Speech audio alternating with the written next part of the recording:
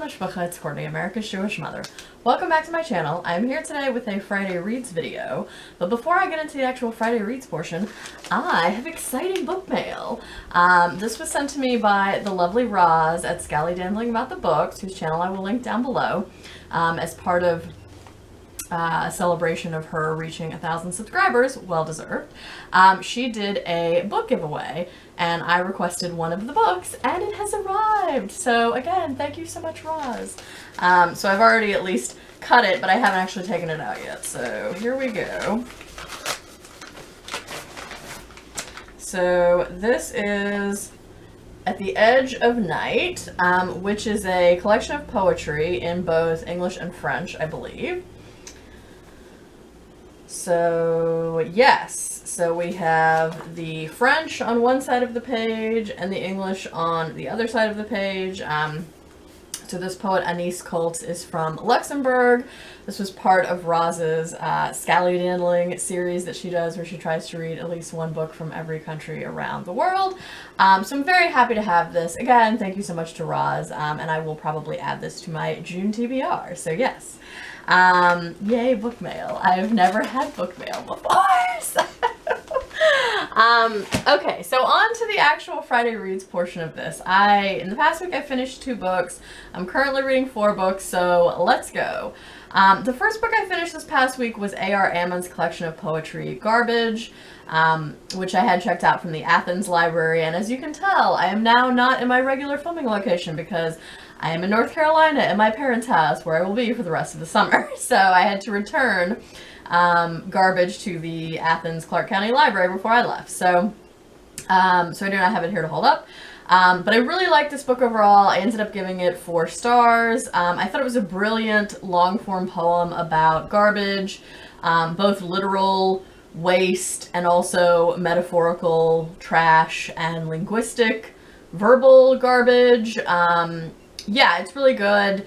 At points it's funny, at points it is sort of tender and poignant. And yeah, and I also really like that Ammons explores the process of making art and writing poetry, and there are some sort of meta cognitive things happening within the poem itself. So at points he's like reflecting on the actual writing of the poem, which I thought was really interesting. It's divided into 18, I believe, sections, so it's not like you have to just sit there and read that whole poem in one long go. So it does have parts of it that are broken up, so that makes it a little less daunting. But yeah, I thought it was really good. I ended up giving it 4 stars, and I would definitely recommend it if you like poetry. So that was A.R. Ammons' Garbage. I also just last night finished Evelyn Shakir's Remember Me to Lebanon. This is a collection of short stories.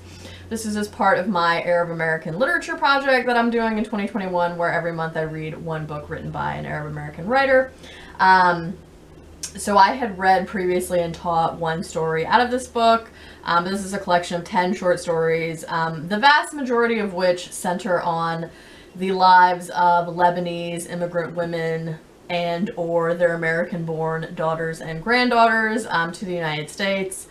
You have some things in here about sort of culture clashes between American culture and sort of traditional Lebanese or Arab culture. You have some cultural clashes in terms of who the daughters and or granddaughters are dating versus what are the values of the family. And you also have some sort of feminist content in here as well. So I like this overall. I ended up giving it 3.5 stars. As with the vast majority of short story collections that I read, I did not like all of the stories or think all of them were as good as the ones that I particularly liked, but I did like at least half or more of them, and thought they were interesting. I do think Evelyn Shakir is actually at her best when she writes in first person for the stories. I liked those a lot better than I liked the third person narrative stories. But yeah, I would definitely recommend this if you have an interest in reading stories about the immigrant experience, or particularly about Lebanese immigrants to the United States. I definitely feel like I learned some things about Lebanese culture that I did not know previously, so that was good. A successful reading experience. So yeah, 3.5 stars. So those were the books that I finished this week. So now on to my currently reading. I am doing a buddy read of Audre Lorde's Zami, A New Spelling of My Name, with Scott of Gunpowder Fiction and Plot. I have fewer than 100 pages left in this, so I will finish it up at some point over this weekend and do my final check-in with Scott. I have to say, based on what we both kind of said after we had read the first half of it, I don't think either Scott or I are too overly enthused with this book. It's presented in a very straightforward style, and while it's interesting, it's not really giving me the kind of reflection on events of her life as I would like from a sort of autobiography or memoir. It's just more giving me an account, this happened and this happened and this happened and this happened. And there has been some reflection, and the points where there actually is some reflection, I've liked that more than the rest of it. But we'll see. I still have, like I said, fewer than 100 pages left, so we will see how it pans out overall. I'm also buddy reading The Essential Writings of Ralph Waldo Emerson with Karen Evans. I am this close to finishing Nature. I have fewer than 10 pages left, so I'm gonna finish that today and send Karen a check-in. This has been a very slow start for this book, and partly think that was because I had final exams and final grading that I had to do, and then I spent a day traveling up to my parents' house, and then Karen posted that video about how she got into a car accident, and then a couple of days ago it was my birthday, and so yeah, I think there have just been some things coming up that have prevented both of us from getting through this at a faster pace. But I am going to finish Nature today, and I am going to send Karen my thoughts about it. So that is still happening.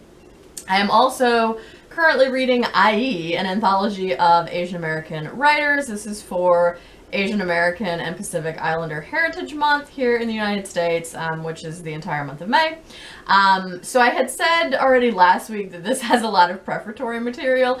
I finally made it through all of the introductory material, because there is a foreword, there is the preface to the original 1974 edition of the book, there's the preface to the second edition, the Big IE, which came out in 1991.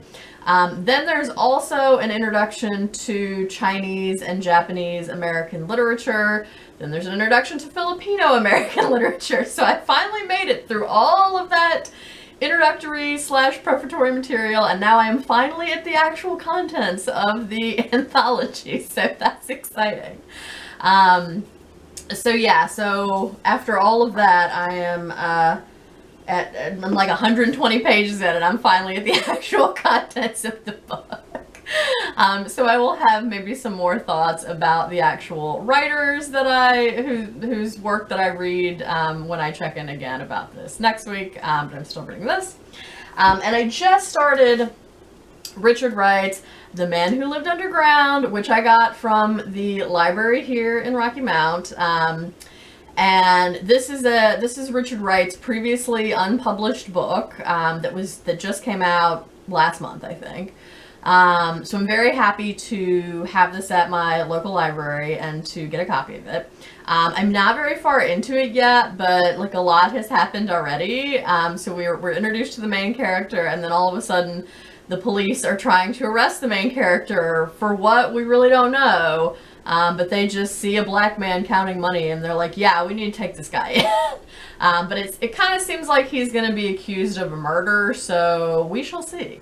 But yeah, I'm definitely excited to read this, because Richard Wright is a very important author of African American literature, and I really like Native Son, and I also like his story Long Black Song, which is in his collection Uncle Tom's Children. I've taught that a number of times, so I'm happy to read this new previously unpublished book of his.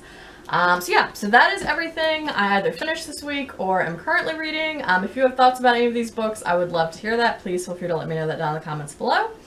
Thank you for watching this. I hope everyone is staying healthy and well. I hope you're doing good reading whatever you're reading. And until next time, would it kill you to call your mother?